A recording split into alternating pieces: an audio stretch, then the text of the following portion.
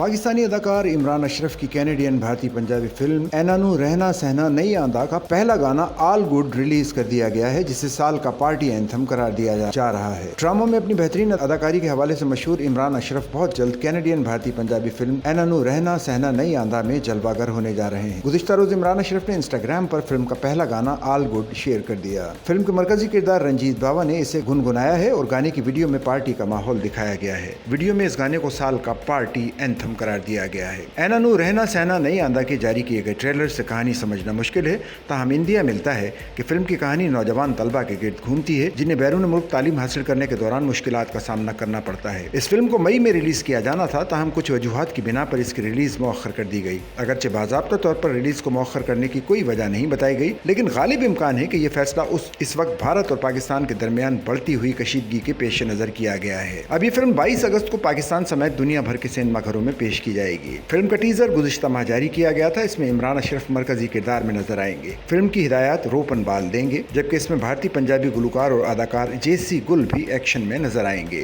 Film की ज्यादातर cast Canadian नजाद भारतीय अदाकारों पर मुश्तमिल है, ताहम इसमें दीगर पाकिस्तानी पंजाबी अदाकार भी नजर आएंगे। फिल्म की दीगर कास्ट में रंजीत बाबा, मेंढे ठक्कड़, सपना पीबी, नमाल रशी, नासिर चिन्योटी और नौप्रीत बांगा समेत कई अदाकार शामिल हैं।